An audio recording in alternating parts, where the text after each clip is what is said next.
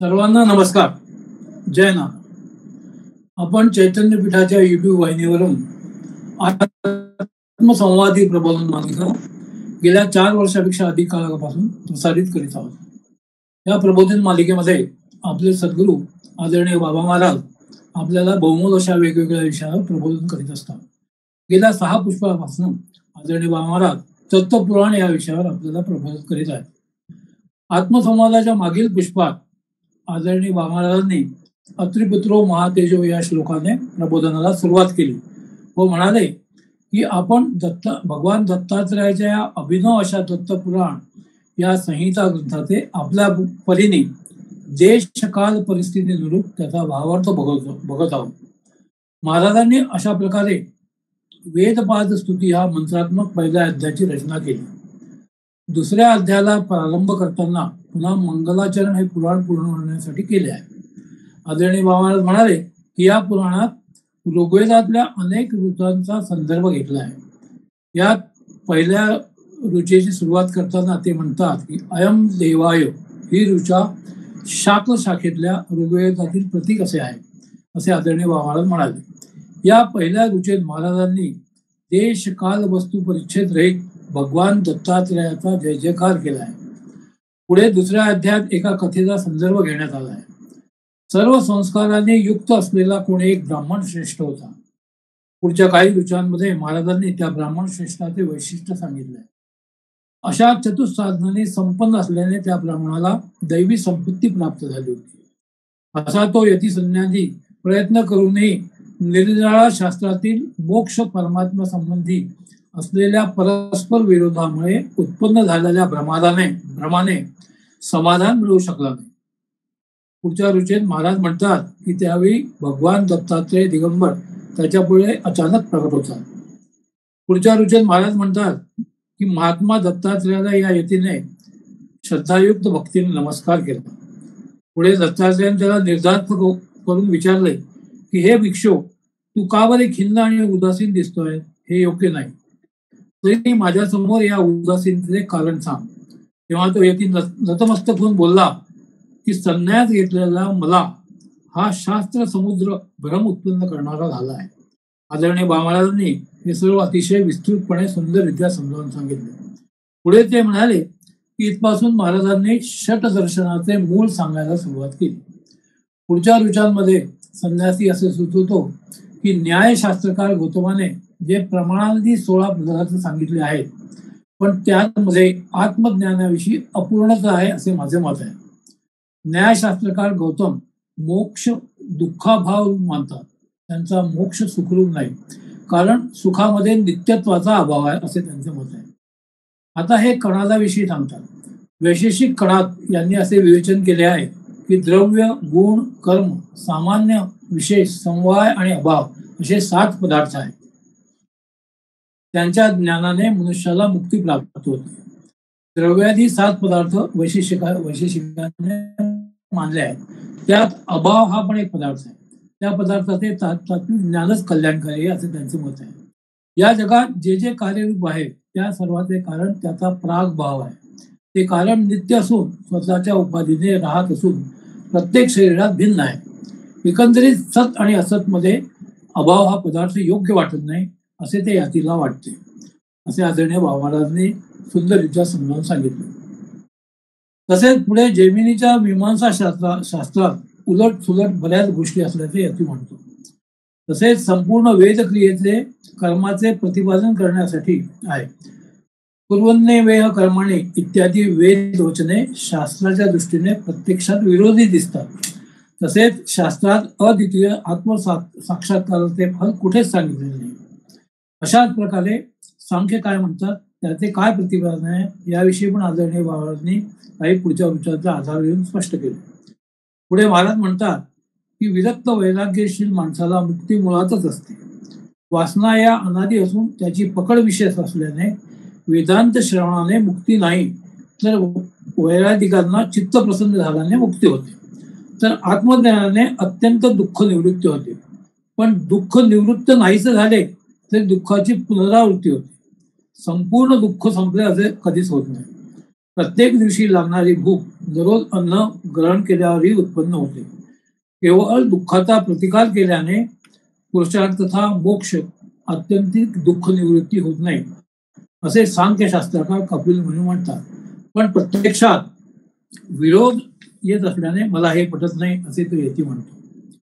पुढे ते म्हणतात की पुरुषार्थहीन मोक्षहीन जीवाला मेघाप्रमाणे धर्मामृताचा वर्षाव करणाऱ्या समाधीने क्लेश कर्मापासून मुक्ती होते, तेव्हाच मोक्षकारक ज्ञान होईल असे पतंजली म्हणतात. ज्याच्या सर्व आवरण बलाचा त्याग झाला आहे अशा योगाचे कर्म अनिष्ट होत नसते, तसेच इष्टही नसते. त्या सर्व परिणामाच्या निवृत्तीसाठी क्रियायोग आहे. पुढच्या रुचेत महाराज म्हणतात की सर्व चित्तवृत्ती शांत झालेल्या द्रष्ट्याची स्थिती आत्मस्वरूपात लीन झालेली असते. पुढे ती वृत्ती 3 प्रकारच्या असतात व या सर्व वृत्तींचा निराश झाल्याशिवाय त्याला द्रष्टेपणा येत नाही असे सांगतात. पुढच्या काही विचारात ते पतंजली महामुनी काय म्हणतात हे देखील सांगतात. पण श्रुती विरोध येतो म्हणून ते योग्य नाही असे तो यती म्हणतो. पुढे तो यती म्हणतो की जन्मादी उपाधी निमित्ताने बुद्धीमध्ये प्रवेश केलेल्या आत्म परमात्म्याला जाणून ऐक्यासाठी समाधी साधने सांगितले आहे आणि त्यासाठी बहिरंग क्रिया सांगितल्या. अशा रीतीने स्वामी महाराजांनी षटदर्शनात सांगितलेला विरोध परिहार हे स्वामींचे स्वमत आहे.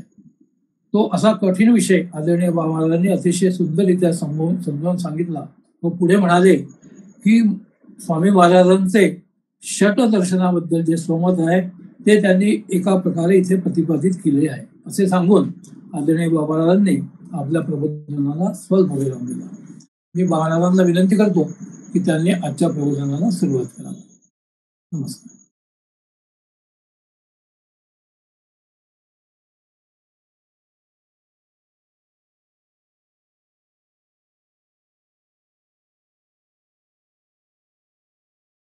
सिद्धांत अवधूत चैतन्य श्री गुरुदेव दत्त.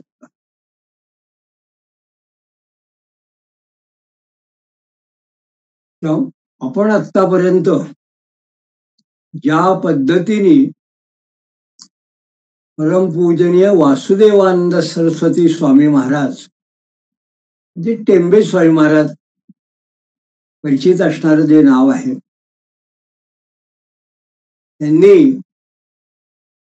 ग्रंथित केलेला अभिनव असा हा जो दत्तपुराण ग्रंथ आहे त्याचा भावार्थ किंवा विमर्श अशा पद्धतीने अवलोकन करत आहोत. आतापर्यंतच्या आपल्या ज्या पुष्पातून आपण या दत्तपुराणाच्या पहिल्या अध्यायाचं एक प्रकारे अवलोकन केलं, त्यातला विषय समजून घेण्याचा प्रयत्न केला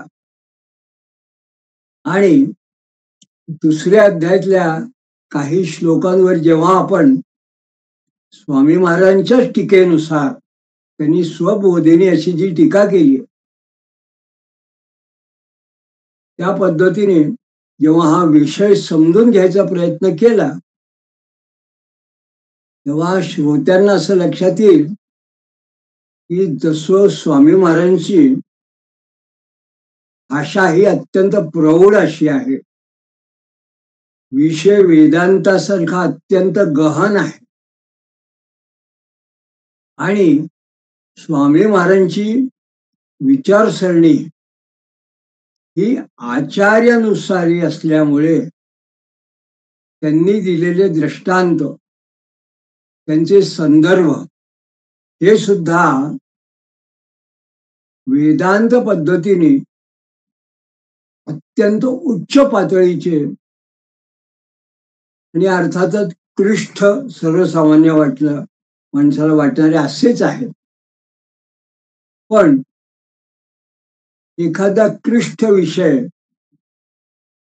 हा जर का परंपरेप्रमाणे दत्तपुराण या विषयामध्ये जर येत असेल, त्याचा मागला जो मूळ आशय आहे म्हणजे त्या ग्रंथाचा जो मूळ आधार आहे, भगवान दत्तात्रेयांचं जे या ग्रंथाच्या ठिकाणी असणारं जे अधिष्ठान म्हणजे तत्वज्ञान आहे,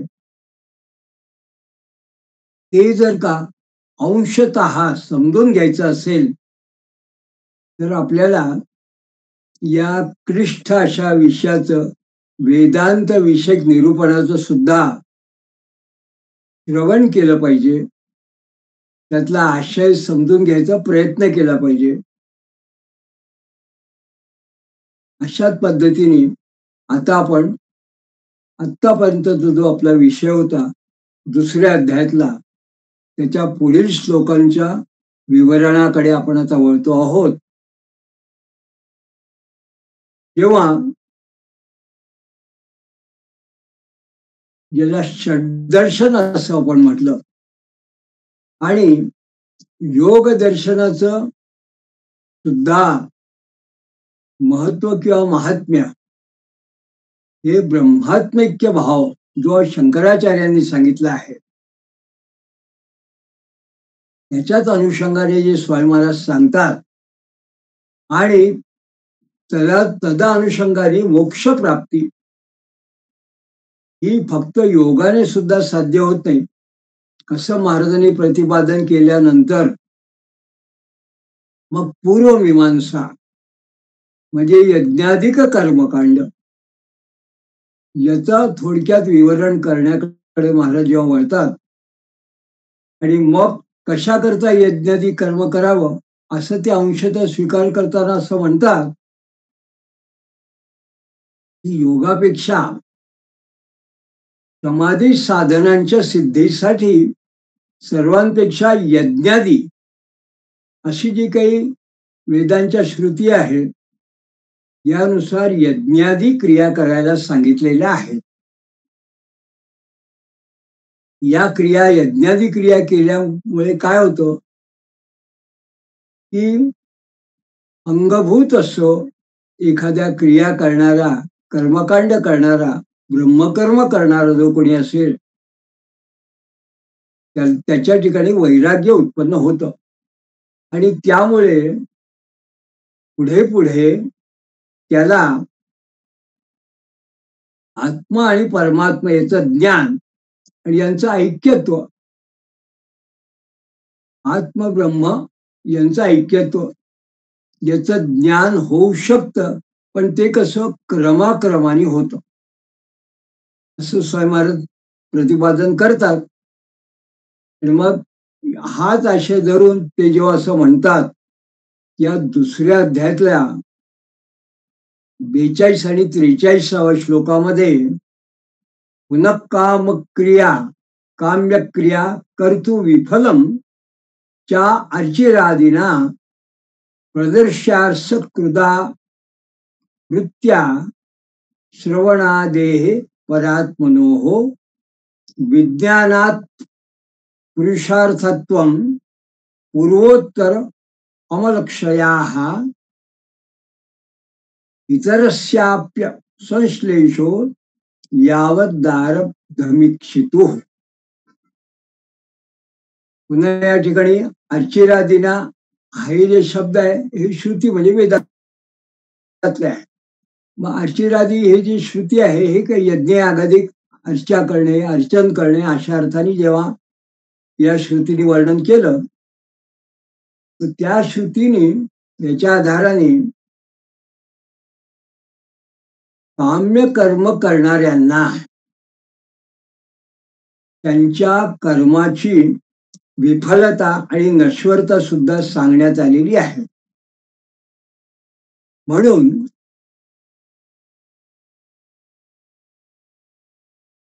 श्रवणादे परात्मनोः म्हणजे आत्म्या परमात्म्याचा ज्ञान जे आहे त्याच्या श्रवणाधिकाने प्रत्यक्ष अनुभव घेऊन मग त्यांचं जेव्हा ऐक्य अनुभव होतं त्याला मोक्ष असं म्हटलं आहे.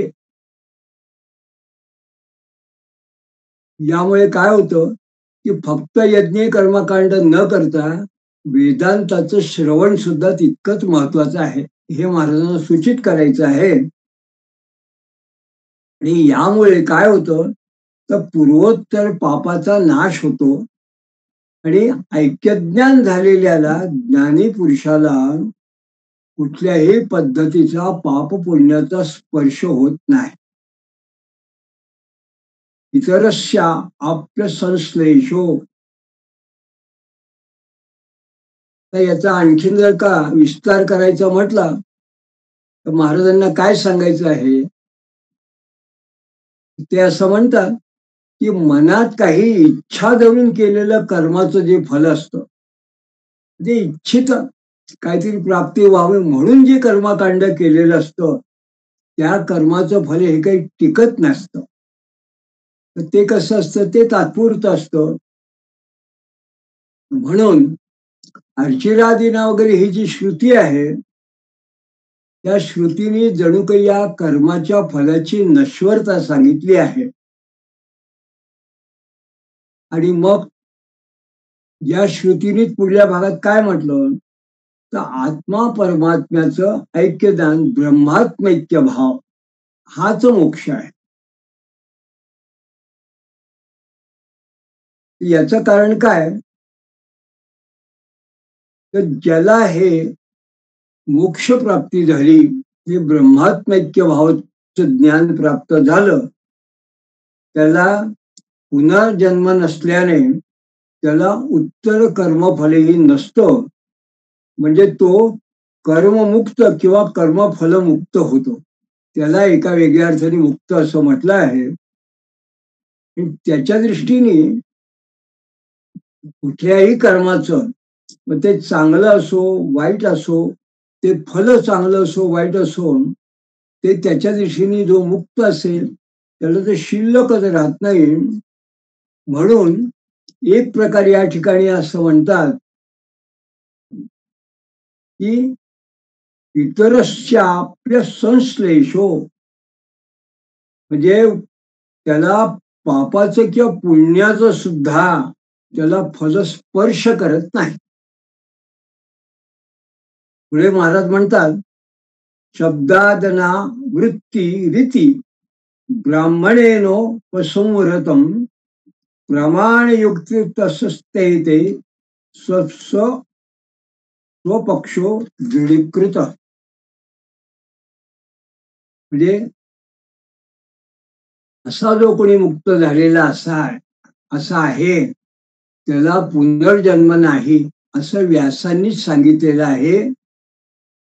जणू काही श्रुती वचनाने आणि युक्तायुक्त अशा प्रमाणे स्वतःचा पक्ष हा या पद्धतीने महाराजांनी दृढ केलेला आहे. न स पुनरावर्तते, अशी जी श्रुती वचन या अनावृत्ती शब्दात हे जी प्रमाण आहे, हे व्यासांचं प्रमाण आहे. पण न स पुनरावृत्ती हा शब्द गीतेत आलेला आहे. त्याला पुनरावृत्ती नाही, जन्म मरण्याच्या फेऱ्यातून तो मुक्त होतो, अशा प्रकारचा जो आशय आहे तो व्यासांनी सांगितलेला आहे.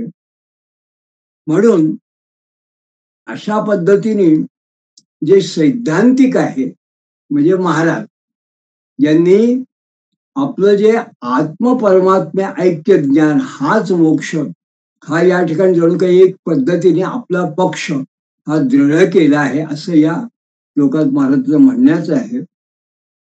तर या ठिकाणी एक आणखीन विषय महाराज असं सांगतात, इतरेप्य मृतत्वं च बहुधा दर्शयन्त्यहो ईशस्या भावमन्यत्वं सर्वज्ञत्वादी केचन.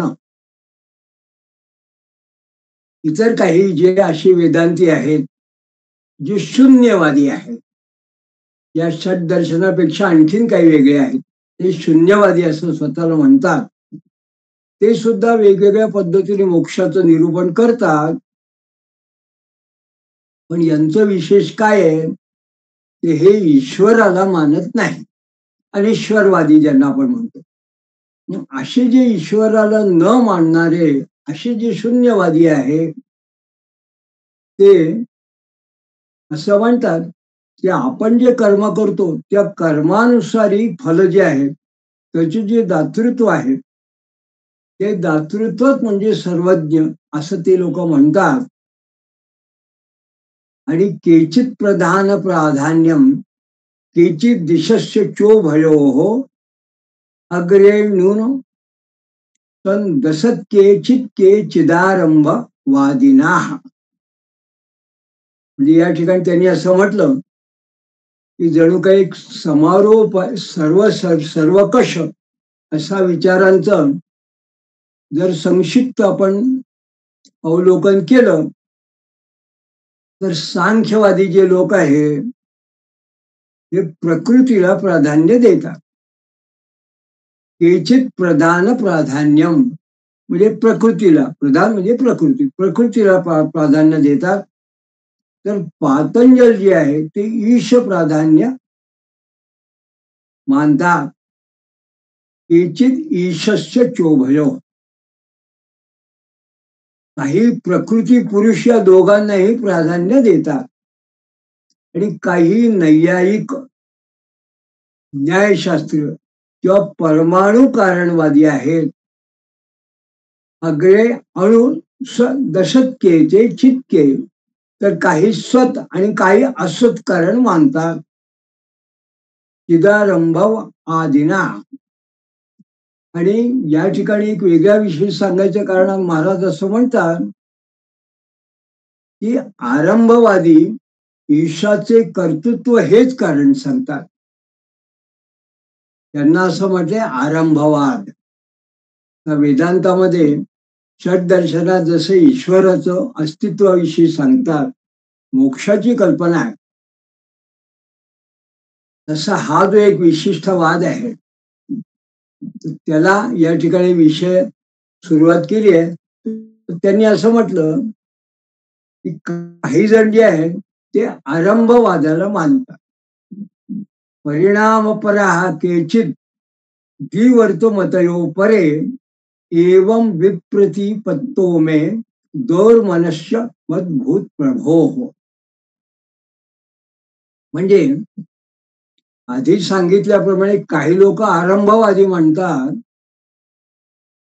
तर काही लोक परिणामवादी आहेत, तर काही विवर्तवादाचा आश्रय करतात. म्हणजे जगाची उत्पत्ती कशी आहे तर याला वेदांतांनी 3 प्रकारचे जे वाद म्हटले त्यात आरंभवाद, परिणामवाद आणि विवर्तवाद. आपण सध्याच्या विज्ञानात जर आपण म्हटलं तरी आपल्याला अशा पद्धतीच्या विश्वाच्या सृष्टीच्या उत्पत्तीविषयक अशा काही कल्पना आपल्याला मिळतात. त्यात एक्सपांडिंग युनिव्हर्स, बिग बँग ही एक कल्पना वेगळी आहे, पल्सेटिंग युनिव्हर्स असं आहे, आणि सायक्लिक युनिव्हर्स अशी एक कल्पना आहे.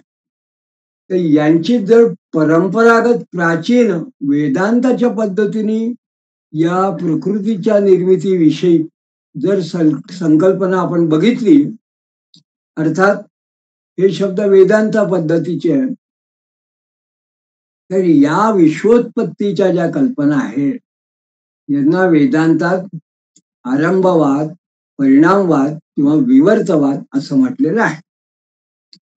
तर याच्याविषयी हा जो भिक्षू आहे हा सांगतो की याविषयी सुद्धा वेदांतात मतभिन्नता आहे. म्हणून हा जो भिक्षू आहे हा म्हणतो की या सगळ्या विविध प्रकारच्या मतभिन्नतेमुळे मला उद्विग्नता आली आहे. मी उद्विग्न झालो आहे. म्हणजे तो असं म्हणतो, मे दौर्मनस्य मत भूत प्रभो, हे प्रभू मला उद्विग्नता आली आहे. मग एतेषां कतमः श्रेयान् शिव पंथा अभयप्रदाः सुगमो मे अद्य कृपया संप्रद दर्शय सद्गुरो. म्हणून एतेषा कथम श्रेया, या मार्गापैकी कोणचा मार्ग श्रेयस्कर म्हणजे कल्याणकारी, पंथा म्हणजे मार्ग, अभयप्रदाः अभयप्रद, सरळ आणि मोक्षकारी आहे. सुगम म्हणजे सरळ आहे. मे आद्य कृपया हे सद्गुरु दत्तात्रेया संप्रदर्शय, मला कृपाळेपणे तो दाखवा. अशा पद्धतीने यांनी या भिक्षुकांनी अद्वैती आहे त्यांनी दत्तात्रेयाला विनंती केली. तो असं म्हणतो, भिक्षाचर्य मे दयालु यदर्थ तप्तम यज्ञात सत्तपो मे यदर्थम देवात दाप्तम प्रार्थये त्वाम तदर्थम दुःखाढ्यम भिक्षेहि काम मुष्किका अर्थम. भिक्षाचर्य मे दयालु यदर्थ, हे दयाळू दत्तात्रेया, ज्यासाठी मी संन्यास घेतला आहे, ज्यासाठी तपाचं अनुष्ठान करीत आहे, यज्ञात तपो मे यदर्थम, ज्याच्याकरता मी या तपाचं अनुष्ठान करतोय, ज्यासाठी दैवानं प्राप्त होणाऱ्या दुःखांनी भरलेला हा जो दैवादा प्राप्त प्रार्थये त्वाम, हा इहलोकाची फळ पाहून मी काय करतो आहे, त्या जणू काही मोक्षासाठी दैवयोगाने प्राप्त झालेल्या तुला, त्वाम तदर्थम, त्या अर्थाने तुला मी मोक्षासाठी प्रार्थना करतो आहे. म्हणजे तो यती जो आहे संन्यासी, तो मोक्षासाठी, या ठिकाणी महाराज असं म्हणतात की आत्म परमात्मिक ज्ञानाच्या जणू काही अनुभवासाठी असुरलेला आहे. म्हणून तो महाराजांना भगवान दत्तात्रेयाला प्रार्थना करतो आहे. आशय असा आहे की तो संन्यास ग्रहण करतो, भिक्षांनावर जगतो आहे. भिक्षाचर्य, त्याचं आचरण हे भिक्षा मागण्याचं आहे. संन्यास उत्तम पद्धतीची, चांगल्या स्वरूपाची त्याची तपश्चर्या, उपासना चालू आहे. आणि या जगामध्ये असणारा जो सुखदुःखाचा असा जो क्षणिक भाव आहे, तो सुद्धा त्याच्या लक्षात आलेला आहे.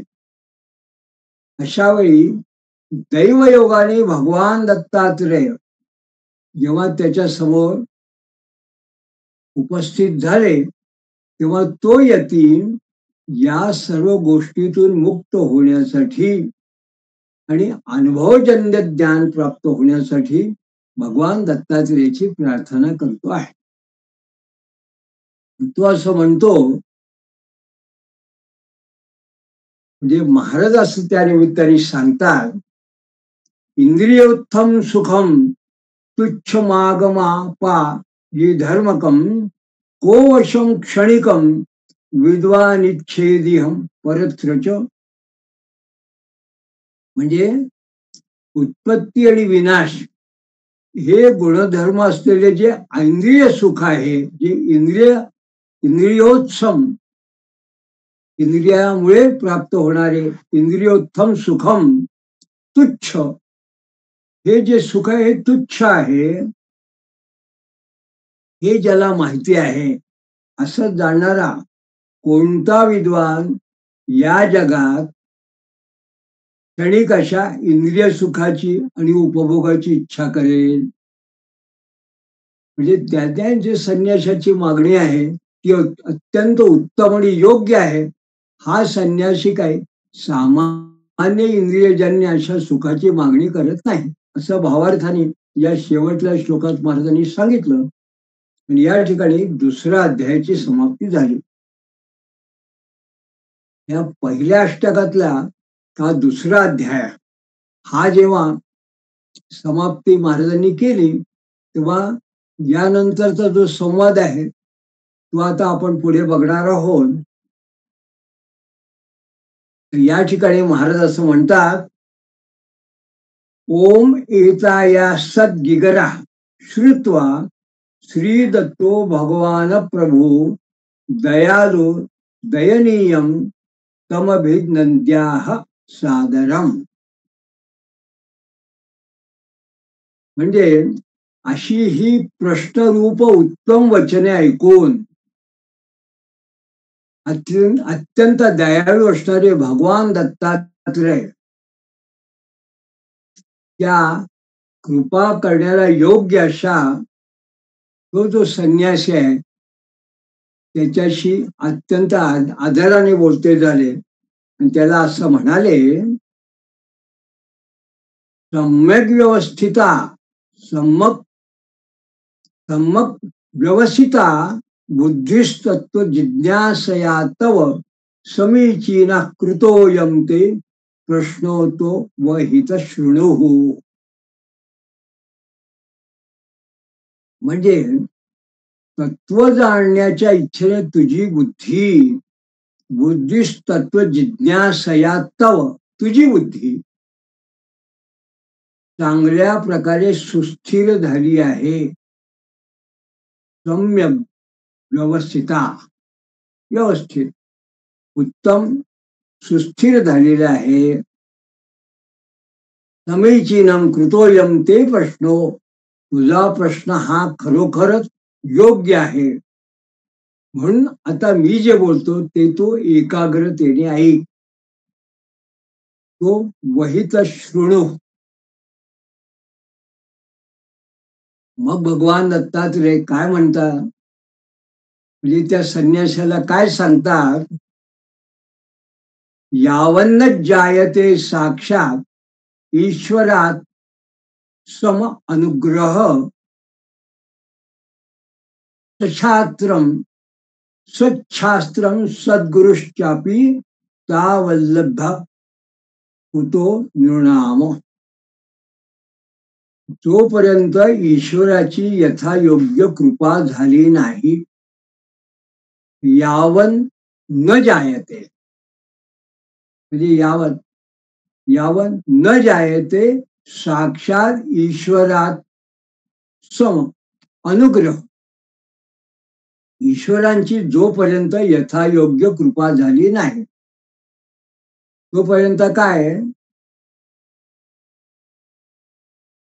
तावल्ल म्हणजे तावत तत्शास्त्र सद्गुरुश्च अपि, म्हणजे योग्य शास्त्र आणि योग्य सद्गुरु तावत लभ्य कृतो नृणाम, तोपर्यंत त्याला योग्य शास्त्र आणि सद्गुरु कुठून मिळणार. म्हणजे थोडक्यात जोपर्यंत ईश्वराची कृपा झाली नाही तोपर्यंत शास्त्रही कळत नाही आणि योग्य सद्गुरूची सुद्धा प्राप्ती होत नाही, असं महाराजांनी या ठिकाणी सांगायचं आहे. मग सद्गुरूची प्राप्ती कोणाला होते, तर ईश्वराराधन धिया स्वधर्मा चरणात सताम ईश प्रसादास्तद्रुप सुलभश्च अत्र सद्गुरु. म्हणजे ईश्वरा आराधन धिया, ईश्वराची आराधना करण्याच्या बुद्धीने, आराधन धिया म्हणजे आराधन करण्याच्या बुद्धीने, स्वधर्मा चरणात सताम स्वतःच्या धर्माचं आचरण केल्याने, ईश प्रसादास्तद्रुप आणि ईश्वराचा प्रसाद कोणाला, तद्रुप सज्जनांना तद्रुप करणारा असा, म्हणजे सुलभश्च अत्र सद्गुरु. असा जो प्रसाद आहे हा सुलभ आहे, तो म्हणजे सद्गुरु आहे. तो सद्गुरु प्राप्ती असा प्रसाद आहे. आणि सद्गुरु संप्रसादेश्य प्रतिबंध क्षयस्ततः दुर्भावना तिरस्कारादि ज्ञान मुक्तिदम क्षणात. जे सद्गुरूची कृपा झाली असता सद्गुरो संप्रसादे तस्य किंवा अस्य सद्गुरूंच्या प्रसादाने त्यांच्या कृपेमुळे अस्य प्रतिबंधक क्षयस्ततः त्याच्या पापाचा नाश होतो म्हणजे प्रतिबंध होतो त्याच्या पापाला प्रतिबंध म्हणजे त्याच्या पापाचा नाश होतो दुर्भावना तिरस्कारा ती ज्ञानम आणि संशयादी ज्या दुर्भावना असतात त्यांच्याविषयी तिरस्कार उत्पन्न झाल्यामुळे मुक्तिदन क्षणात म्हणजे तत्काळ त्वरित त्याला मुक्ती देणारे असं ज्ञान प्राप्त होत. म्हणून या ठिकाणी महाराजांना असं सांगायचं आहे की परमेश्वरा ची आराधना केल्यानंतर परमेश्वराची कृपा झाली तर योग्य सद्गुरूची प्राप्ती होते आणि खऱ्या अर्थाने परमेश्वराच्या स्वरूपाचं यथार्थ ज्ञान हे सद्गुरूशिवाय दुसरं कोणी सांगणार नाही. म्हणून सद्गुरू प्राप्तीसाठी ईश्वर आराधना या बुद्धीनं आश्रमाला उचित असणाऱ्या नित्य नैमित्तिक क्रिया कराव्या लागतात. त्याला धर्माचरण असं म्हणतात. जे लोक अशा पद्धतीचं धर्माचरण करत असतात त्यांनी कुठल्याही पद्धतीचे अभिमान ठेवू नये आणि त्यांनी कर्मफलाची अपेक्षाही करू नये. तसंच अशा स्वरूपाचं आचरण करणाऱ्याला जे सज्जन लोक असतील त्यांना ईश्वरी कृपा प्रसाद प्राप्त होतो म्हणजेच यथार्थ ज्ञान करून देणाऱ्या अशा सद्गुरूंची प्राप्ती होते. आणि अर्थात सद्गुरू कृपा झाली म्हणजे त्याला ज्ञानाला प्रतिबंध करणारा असा जो पाप आहे त्याचा क्षय होतो. थोडक्यात मोक्ष देणारे ज्ञानाची जी प्राप्त होते ती तात्काळ त्याला सद्गुरूमुळे प्राप्त होती. म्हणून ही सगळी सद्गुरू कृपेचीच ही सगळी एक प्रकारची लीला आहे.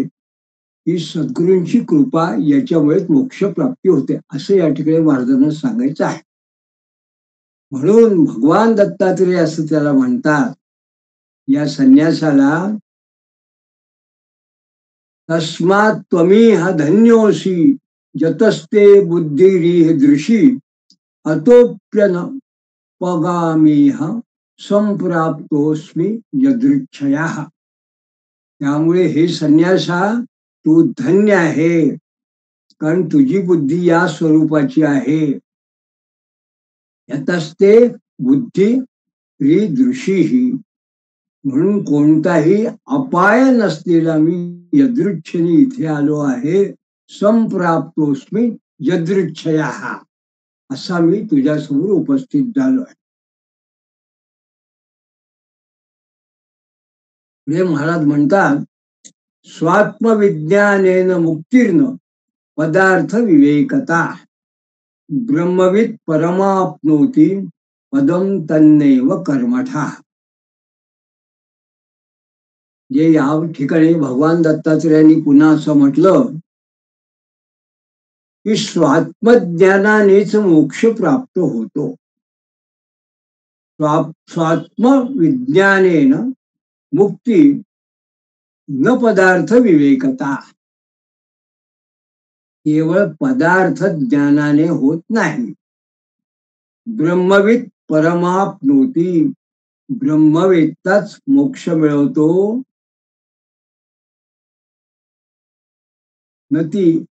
नतिपदम तन्नैव कर्मठा केवळ कर्माचरण करणाऱ्याला मिळत नाही. याच्यातून आपल्याला काय लक्षात येतं की स्वामी महाराजांनी न्यायशास्त्र आणि कणाद वगैरे यांची जी मतं आहेत की द्रव्य गुण वगैरे जे आहे त्याचं ज्ञान झालं म्हणजे मोक्ष प्राप्ती होते, तर याचा या ठिकाणी जणू काही विरोध करण्याकरता, याचा निषेध करण्याकरता, याचं खंडन करण्याकरता हे असं म्हटलं की स्वात्मज्ञानानेच मुक्ती होते, पदार्थ विवेकाने होत नाही. हे त्या या कणाद मत आणि न्याय यांच्या मताचं खंडन करण्याकरता सांगितलं. आणि ब्रह्मवित परमाप्नोती या वेदवचनानुसार केवळ कर्मठ असे जे कर्म करत राहणारे जे पूर्व मीमांसावादी लोक आहेत, त्यांना फक्त यज्ञयाग वगैरे करणं याच्यातच त्यांना गती आहे, त्याचाच जे मीमांसाचा विचार करतात त्यांना पूर्व मीमांसावादी असे म्हणतात. तर हे जे कोणी आहेत ते पूर्व मीमांसावादी, त्यांचंही या ठिकाणी महाराजांनी खंडन केलं. आणि उत्तर मीमांसा म्हणजे ज्यांनी ब्रह्मसूत्रात जे सांगितलं आहे व्यासांत, तर जेमिनी हे जे आहेत हे पूर्व मीमांसावादी आहे, कारण ते कर्म आणि यज्ञाविषयी प्राधान्य त्यांचं आहे. तर त्यांचंही महाराजांनी या ठिकाणी खंडन केलं. आणि ब्रह्मविद परमाप्नोती, वेदांतानुसार ब्रह्माचं ज्ञान झालं की मग ब्रह्मात्मिक भावाने मोक्ष होतो असं या ठिकाणी महाराजांनी सांगितलं. मग पुढे महाराज असं म्हणतात, शोकम तरत्या आत्मविन्नो क्षणिकाक निवृत्तिमान अद्वितीय आत्मदृष्टे हा भयम विंदंती नेतराहा. आत्मवेदचा शोक तरतो. शोकम तरत्या आत्मविद नो क्षणिक काक निवृत्तिमान. क्षणिक दुःखाची निवृत्ती ज्याची आहे तो असा तरत नाही.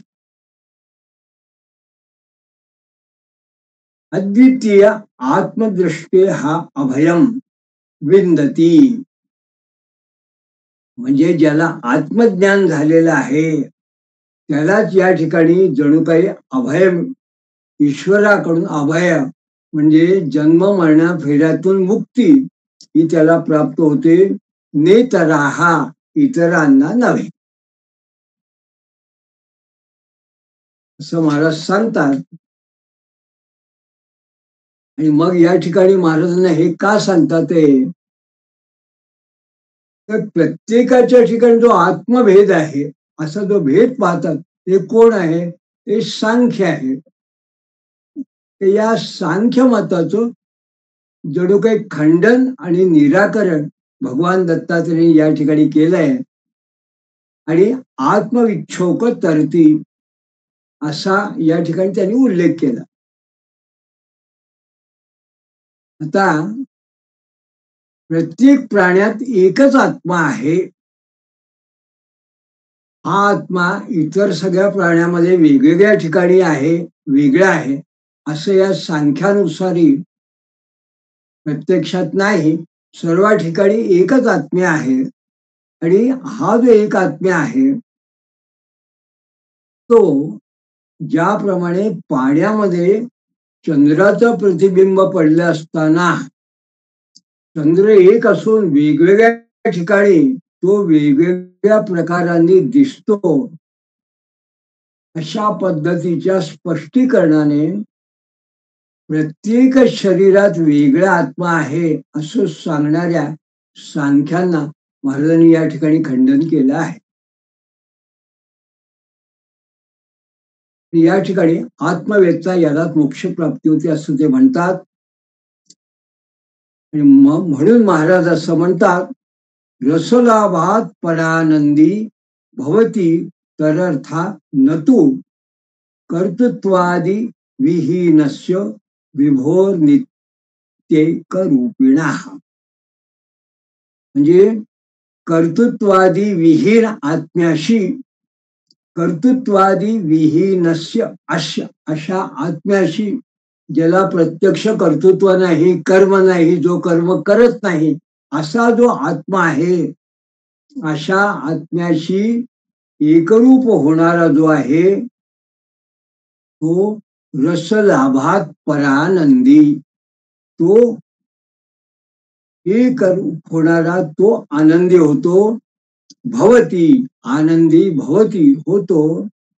तर नथा न न अन्यतू, हा न तू दुसरा नव्हे, इतर कुठल्याही पद्धतीने नाही. म्हणजे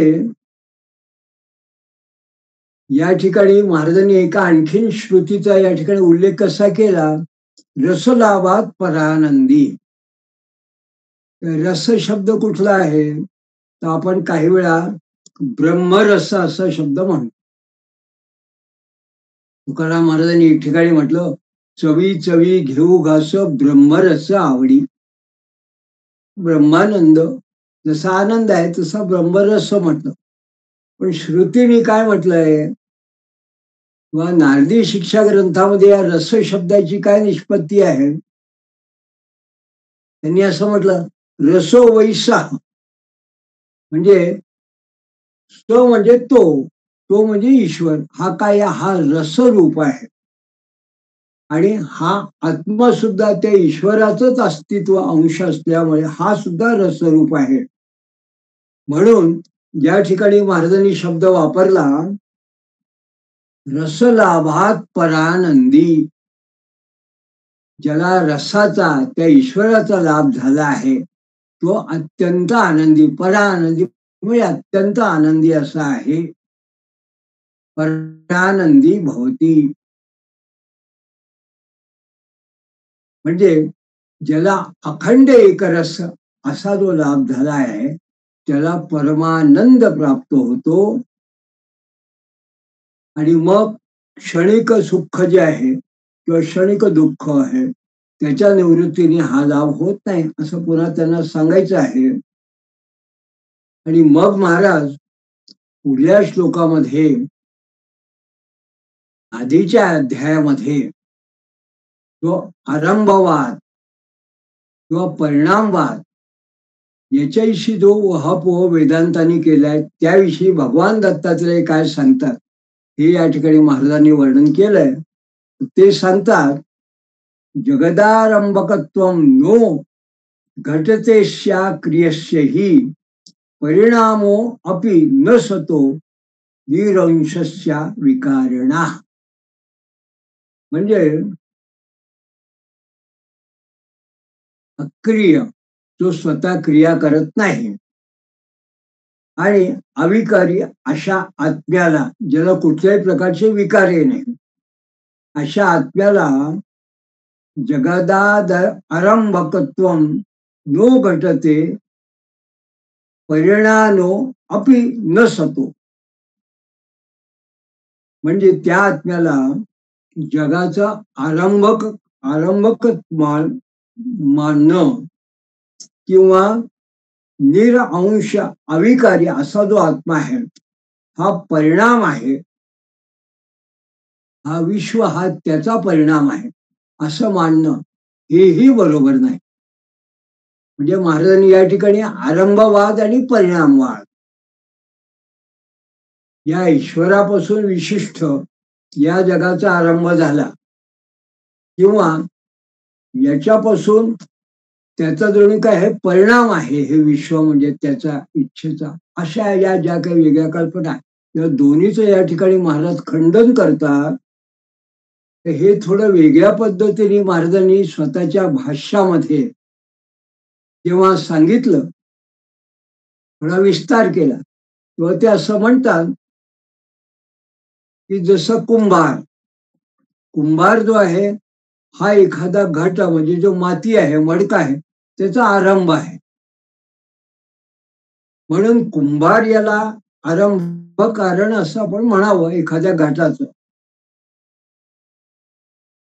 पण कुंभार हा वेगळा आहे, घट हा वेगळा आहे, आणि कुंभाराने घट तयार केला. हे जर का व्यावहारिक दृष्ट्या आपण बघत असू तर जे मूळ सत आहे, सत म्हणजे तत्व आहे, हे विश्वाचं आरंभ कारण आहे हे योग्य नाही. कारण हे सत आणि हे विश्व हे दोन वेगळे आहे असं त्यामुळे सिद्ध होईल. जे हा जो ईश्वर आहे हा करणारा कोणतरी वेगळा आहे आणि हे जे विश्व आहे हे काहीतरी वेगळं आहे त्यांनी घडवलेलं, असा या ठिकाणी आरंभवादाचा व्याख्या दिसून येते. त्याला म्हणतात महाराज की अशा पद्धतीने सत हे कारण आहे आरंभवाद, हे योग्य नाही आहे. म्हणून कुलाला म्हणजे कुंभाराप्रमाणे ईश्वराला आरंभवाद हा सुद्धा या ठिकाणी वापरता येत नाही. आणि सत हे निरंश आहे. या सतापासून त्याचा परिणाम म्हणजे हे विश्व आहे, हे परिणामवाद असं काही जेव्हा परिणामवाद्यांनी वेदांतांनी सांगितलंय तेही योग्य नाही असं महाराजांना सांगायचं आहे. हे महाराज वेगळ्या दृष्टांताने कसं सांगतात? त्या आधी महाराजांनी एक कुंभार आणि त्यांनी घडवलेला घट हे आरंभवादाचं जसं उदाहरण सांगितलं तसं ते सांगतात की दूध हे अंश आहे, चा अंश, आणि त्याचा अंश हा दह्यामध्येही आहे, दुधाचा अंश आहे. म्हणून दुधापासून परिणाम म्हणजे दही झालं हे सामान्यपणे आपल्याला व्यवहारात कळतं. पण ते केव्हा, जर दूध हे अंश आहे तर, किंवा सांश आहे आणि त्यातला अंश हा दह्यामध्ये आहे. पण सत हे निरंश आहे असं जेव्हा श्रुती सांगते, म्हणून त्या जो अंशच नाही जो निरंश आहे त्याचा परिणाम म्हणून हे विश्व हेही सांगता येत नाही. म्हणजे हा जो परिणामवाद आहे याचंही महाराजांनी खंडन केलं नाही किंवा हे सुद्धा म्हणणं बरोबर नाही. मग नाणवो अग्रे विद्यमानाः प्रभवो जगत उद्भवे तेषां सर्वात्मक संयोगे प्रथिमानुपपत्तिष्ठाः.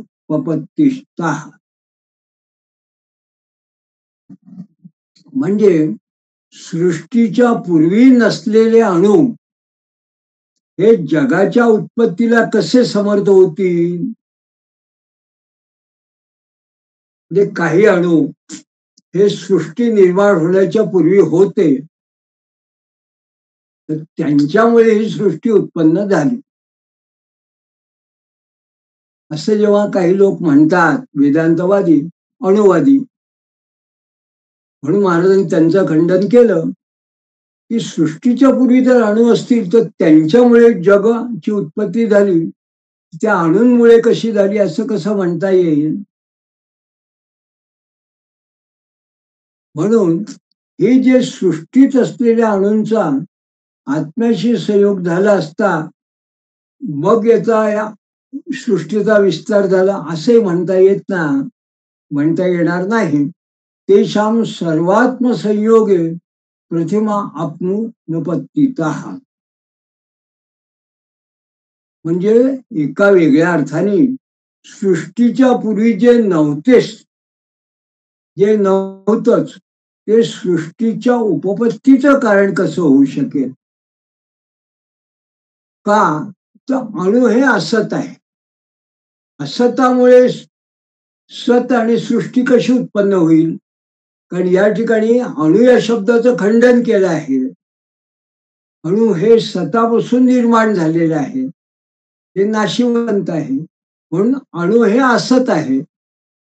मग जर अणु हे असत असतील तर असतापासून सत कसं झालं आणि त्या सतापासून सृष्टी कशी?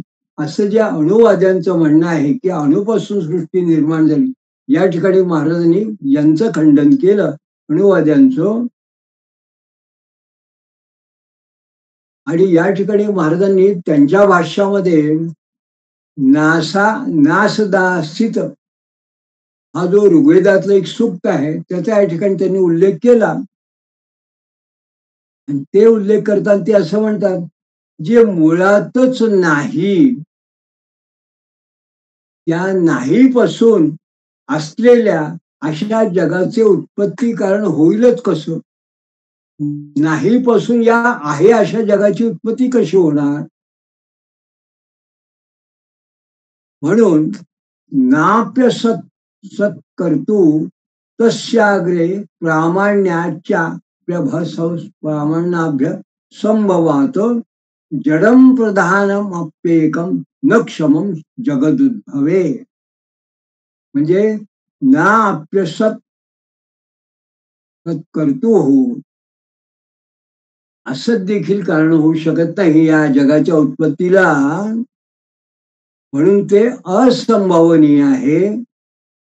आणि जड असं अचेतन असणार जे प्रधान, हे जे बाकीचे इतर वेदांती सांगतात ते प्रधान पदार्थ, ते सुद्धा जगाच्या उत्पत्तीला समर्थ नाही. असं त्यांनी का म्हटलं? सांख्य असं म्हणतात की या जगाची उत्पत्ती जडापासून झालेली आहे. जड. आता या ठिकाणी सहज मला असं सांगायचं आहे की शंकराचार्यांचे ब्रह्म आणि माया मिथ्यावाद असं जेव्हा म्हटलं तेव्हा ब्रह्म आणि माया, माया इज ए इल्युजन, अशा पद्धतीने आपण शब्द वापरतो. आभासी आहे माया. पण हे जे ब्रह्म आहे हे चेतन आहे, चैतन्य आहे. पण सांख्यवादी जे त्यांच्या दृष्टीने जगाची उत्पत्ती ही जडापासून झाली आहे, जडवादी त्यांना जे म्हणतात सांख्यांना, तर या ठिकाणी जणू महाराज पुन्हा या वेदांताचं खंडन करताना असं म्हणतात की हा जो प्रधान हा शब्द आहे जडवाद्यांचा, जडम प्रधानम अप्येकम न क्षमम जगद उद्भवे. म्हणजे सांख्याचं जे जड वस्तू आहे त्या आजच्या भाषेमध्ये पार्टिकल, ज्याला अस्तित्व आहे, असं जे काही पार्टिकल वगैरे जे असेल ते या वेदांत पद्धतीने खंडन करताना महाराज म्हणतात ते या जगाच्या उत्पत्तीचं कारण होऊ शकत नाही. किंबहुना सांख्यांचं जड म्हणजे प्रधान ही या जगाच्या उत्पत्तीला कारण नाही. मग या सगळ्या पद्धतीने खंडन केल्यानंतर मग आता नेमकी उपपत्ती काय आहे असा जेव्हा एखाद्याच्या मनात प्रश्न येतो, मग त्याच्याकडे जेव्हा महाराज वळतात तेव्हा ते असं सांगतात, रुजतीव तदात्मैक त्वैकांक्षा दूर्णना विवत दिला कैवल्य म अस्येदम लोकवत्सव समदर्शिना. म्हणजे सृजतीव तदा आत्मैक्य, आत्मा जसा कोळ्याप्रमाणे सृजतीव त्वै एकांक्षा दूर्ण दूर्णना विवतो. एखादा कोळी जो असतो, कोळी कीटक, हा जो आहे स्वतःच्या अंशाने जसा एखादं जाळं निर्माण करतो कोळिष्टक, तसा हा आत्मा जो आहे हा कोळ्याप्रमाणे स्वतःच्या एकांशाने सृष्टी उत्पन्न करतो. आणि समदर्शी असलेल्या आत्म्याचे हे सृष्ट्यादी रूप जे आहे ते केवळ लीला स्वरूप आहे. त्याची लीला म्हणजे त्या कोळ्याने निर्माण केलेलं हे जसं जाळं हे त्याचाच एक भाग आहे. नुसतं जाळं त्याच्यापेक्षा वेगळं असं भासमान होतो. तसंच ईश्वराचं जणू काय ही लीलाय कैवल्यम यस्य इदम अस्येद, त्या जाळ्याप्रमाणे हे जे विश्व आहे सृष्ट्यादी रूप हे त्याच आत्म्याचं एक प्रकारे दृश्य रूप दिसतं. लीला स्वरूप आहे. या ठिकाणी त्याचा विस्तार करताना महाराज असं म्हणतात की स्वतःचा आत्मा हा अविकारी असूनही एकांशाने ही सृष्टी जी आहे जणू उत्पन्न होते असं आपल्याला जे वाटतं या ईश्वरापासून, तर या ठिकाणी आपल्याला हे जे वाटणं आहे, जणू जणू शब्द आपण जेव्हा म्हणतो, तर यालाच विवर्त हा शब्द आहे. म्हणजे नसताना आपल्याला असं वाटणं, याला म्हटलं विवर्त. म्हणून ही सृष्टी जणू आपल्याला वाटते, पण तशी ती प्रत्यक्षात नाही. ही एक प्रकारचं आपल्याला भासमान होणारी अशी ही माया आहे. हे जे आचार्यांचं म्हणणं आहे तेच वेगळ्या पद्धतीने महाराज सांगतात. ही अशी जी ही ईश्वराचीच जणू काही त्यांनी कोळिष्टकाप्रमाणे निर्माण केलं जाणं आहे, हे विवर्त आहे एक प्रकारचं. याला विवर्त आरंभ असं म्हटलं आहे. यालाच विवर्त असं आपण म्हणावं. आणि आरंभवाद आणि परिणामवाद याच्यापेक्षा विवर्तवाद हाच मुख्य आहे असं या ठिकाणी महाराजांना सांगायचं आहे. म्हणजे एकांशाने मायेने भगवंताने हे जणू काही हे जग निर्माण केलं, म्हणून त्याला ते प्रमाण म्हणतात की पादोस्य विश्वाभूतानी त्रिपादस्य अमृतंदिवी. हे जे पुरुष सूक्तातलं सूत्र आहे, पादोस्य विश्वते, ईश्वर हा जो सहस्र शीर्षा पुरुष असा जो स्वरूप आहे, विराट पुरुष आहे, त्याच्या पायाच्या पादोस्य विश्वाभूतानी, त्याच्या पादाच्या चरणाच्या पायाच्या एका अंशाने हे संपूर्ण विश्व निर्माण झालं. हे जे वेद म्हणतात हे जणू काही याचं प्रमाण आहे अंशात्मक.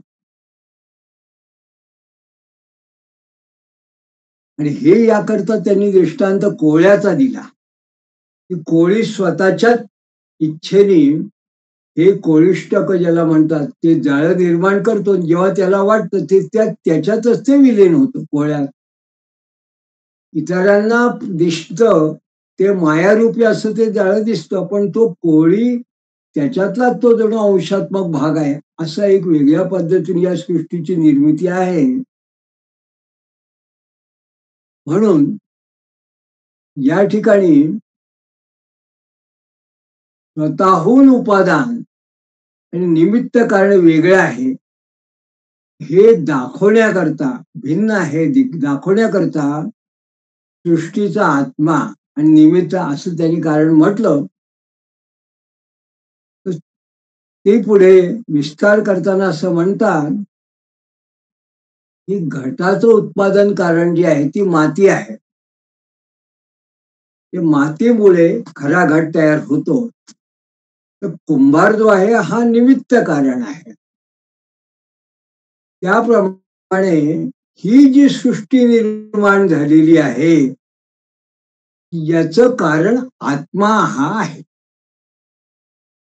हे आता आत्तापर्यंतच्या चर्चेमध्ये महाराजांनी पहिल्यांदा स्पष्ट केलं की या सृष्टीचं उपादान कारण हा आत्मा आहे.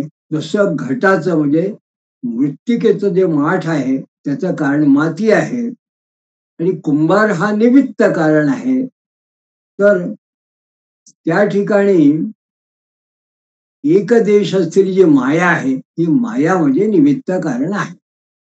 अशा ठिकाणी महाराजांनी माया आणि आत्मा सृष्टी या तीन मधला विषय या ठिकाणी त्यांनी स्पष्ट केला. आणि हे जे एकत्व आणि अनेकत्व आहे याच्याकरता महाराज काही वेगळ्या पद्धतीने जे प्रमाण सांगतात ते असं सांगतात, अथे कस्यापि पुंसोंतः स्वप्नावेशात क्षणांतरे सत्यम वद भाती ज्ञानात्वम बोधे सर्व विलीयते. ज्याप्रमाणे एका माणसाला झोपल्यानंतर स्वप्नात यथेक अस्यापि बोसोंतम स्वप्नावेशात क्षणांतरे, क्षणाक्षणाला आपल्याहून वेगळं असं खऱ्याप्रमाणे जग नाना स्वरूपाने वेगवेगळ्या गोष्टींनी भासतं. आणि सत्यवत भाती नानात्वम बोध आहे. एकदा जागा तो झाला की हे जे वेगवेगळे प्रमाणे जे भास होतात ते बोधे सर्व विलीयते. जागा झाले की ते जे काही वेगळेपण असतं ते त्याला मग जाणवत नाही, ते नष्ट होतं. ते कुठे जातं, तर ते जे काही भास होते ते स्वप्नात त्याच्यातूनच तयार झाले होते, त्याच्याच मनातून निर्माण झाले होते. जागा झाल्यावर त्याच्या मनातच त्याचा लोप झाला. हा एक दृष्टांत महाराजांनी सांगितला. म्हणजे काय, तर झोपण्यापूर्वी माणूस बाह्यसृष्टीत वावरत असतो.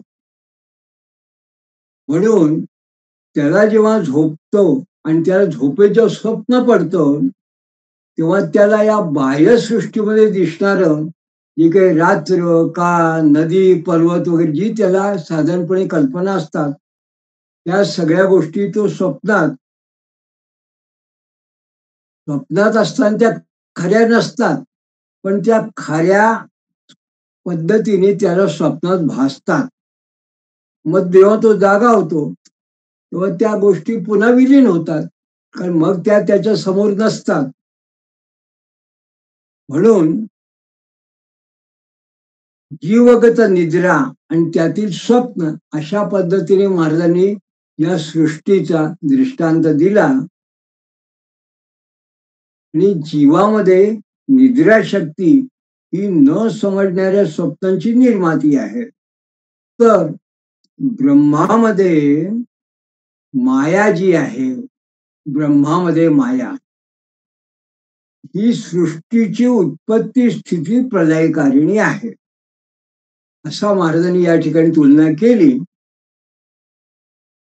म्हणून ज्याप्रमाणे स्वप्नामध्ये या निद्रा शक्तीमुळे, हा महाराजांनी या ठिकाणी एक उपमा दिलेली आहे, ज्याप्रमाणे स्वप्नामुळे मध्ये या निद्रेच्या शक्तीमुळे जी काही त्याची चालना मिळते, त्यामुळे आकाश गमन, आकाशामध्ये उडणं, स्वमस्तक छेदन, जणू काही स्वतःच शिरच्छेद करणं, आणि हजारो वर्षाचं कालमान हे जसं पार करणं, स्वतःच मृत्यू पाहणं, अशा गोष्टी आपल्याला स्वप्नात दिसतात. त्याचप्रमाणे जणू काही या सृष्टीमध्ये ब्रह्माची ही जी माया आहे तिच्यामुळे या सगळ्या सृष्टी घडत असतात. म्हणून तथात्मनो नात्मी नादी माया वेशा देकस्य चाप्ययम मिथ्या भ्रम प्रबोधेयमेकम स्वात्मेव शिष्यते. म्हणून अशा पद्धतीने आत्म्याविषयी अनादि माया आविषाने बाह्य रूप नाना रूप असलेला मिथ्या भ्रम होतो. तथात्मनो मिथ्या भ्रम अनादि माया वेशादेकस्य चाप्ययम, अशा पद्धतीने मायेचा भ्रम वगैरे सगळं होतो. पण प्रबोधे यमेकम स्वात्मेव, हा जो भ्रम आहे तो जर का प्रत्यक्ष अनुभवाचं ज्ञान प्राप्त झालं तर मग मात्र केवळ आत्माच उरतो, मायेचा निराश होतो. म्हणून ब्रह्मात्मैक्य भावाचं जर ज्ञान झालं तर त्यामध्ये त्यानंतर मात्र फक्त ज्ञानच शिल्लक राहतं. आणि मग काय होतं, तर हातिदम स्वांतरा दर्शन दृश्यन्वन मायया बहिः स्वप्नवज्जातमिवं तत्प्रबुद्ध स शिवोस्म्यहम. म्हणजे हे जे काही नामरूपात्मक जगत आहे, भातिदम स्वा अंतरा ददर्श दृश्यवन मायया वही बाहेर आणि आत नामरूपात जगत मायेमुळे आरशात दिसणाऱ्या दृश्याप्रमाणे जसं आरशामध्ये आपण पाहतो स्वतःला हा स्वप्नवत जातमेव अशाप्रमाणे स्वप्नासारखं आत आणि बाहेर दोन्हीकडून जे भासतो तत्प्रबुद्धा पण याचं मिथ्यात्व याचं खोटेपणा याचा एक प्रकारे आपण म्हणतो मायेचा निराश झाल्यानंतर याचं मूळ ज्ञान आपल्याला आत्मज्ञान झाल्यानंतर मग ज्या कुणाला हे आत्मज्ञान झालं आहे म्हणजे सद्गुरु कृपेने साक्षात्कार झालेला आहे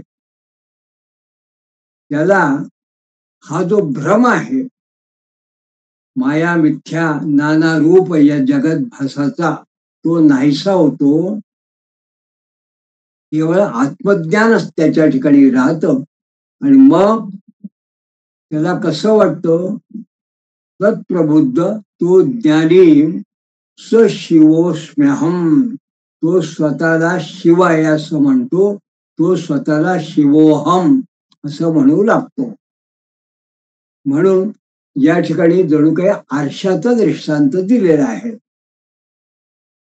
कारण आरशामध्ये जेव्हा आपण पाहतो किंवा आरशात आपल्या बरोबरच्या ज्या अन्य वस्तू असतात त्या सगळ्या त्याच्यामध्ये असल्यासारखं वाटतात आरशात त्यामुळे एक प्रकारे या मायेमध्ये या सगळ्या वस्तू जड आपल्याला नामरूपात्मक अशा विश्वाप्रमाणे भासतात आणि स्वप्नात सुद्धा जे बाहेर पाहतो ते आत आपल्याला दिसतं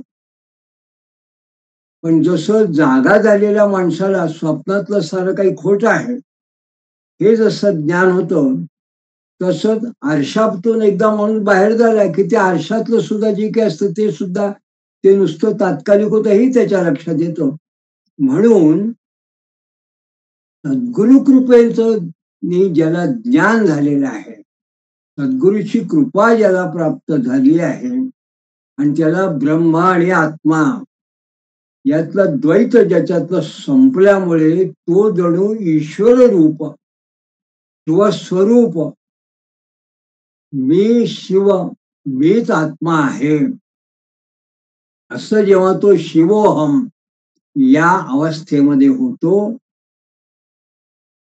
म्हणजे मी स्वतः ब्रह्म आहे हे झाल्यानंतर तो अत्यंत आनंदी होतो म्हणून त्याला शिवोहम चिदानंद रूपम शिवोहम शिवोहम असं तो म्हणतो तो अत्यंत त्याला परमानंदाची प्राप्त होतो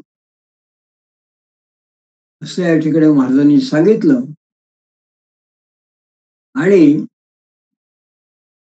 सद्गुरु कृपेमुळे ब्रह्मात्मैक्य भाव त्याच्या ठिकाणी निर्माण झाला त्याची प्रत्यक्ष अनुभूती आली म्हणजे मग त्याला शिवोहिम ही अवस्था प्राप्त झाल्यामुळे एक प्रकारे आनंदाची अनुभूती आणि याची देही याची डोळा मुक्तीचा सोहळा अशा प्रकारचा अनुभव त्याला येतो असं या ठिकाणी महाराजांना अभिप्रेत आहे तेव्हा स्वामी महाराजांनी दत्तपुराणातल्या या विशिष्ट षटदर्शनातले जे काही विशिष्ट दर्शनशास्त्रांचा ते सांख्य असो योग आहे पूर्वमीमांसा असो वैशेषिक आहे नैयायिक आहे या 5 आणि अणुवादी आहे या सगळ्यांच्या मतांचं खंडन करून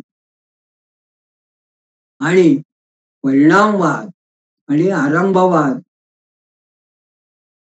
या दोन्हीचं खंडन करून विवर्तवाद आणि स्वतःचा विशिष्ट असा जो त्यांची उत्तर मीमांसा आहे त्याच्या आधाराने जो वेगळा विचार आपल्या समोर सांगितला तो या भगवान दत्तात्रय आणि संन्यासी यांच्या चर्चेच्या पद्धतीने स्वामी महाराजांनी आपल्या समोर ठेवला आणि स्वतः शंकराचार्यांनी न ज्ञानेन न कर्मेण न सांख्येन न योगेन न भक्त्या केवल ब्रह्मात्मैक्य भावेन मुक्तो भवती मानवाः असं जे शंकराचार्यांनी सांगितलं आहे त्यांच्या विवेक चूडामणी या ग्रंथामध्ये जणू काही तोच विषय ज्या ठिकाणी ब्रह्मात्मैक्य भावाचा वेदांत अद्वैत मत आचार्यांचं वेगळ्या पद्धतीने प्रतिपादन करताना महाराजांनी या ठिकाणी या वेदांताचा विषय इथपर्यंत मांडला आणि शिवोहम ही अवस्था प्राप्त झाल्यानंतर एक वेगळ्या चिदानंदाची प्राप्ती या गुरुकृपेमुळे शिष्याला प्राप्त होते असं सांगून महाराजांनी या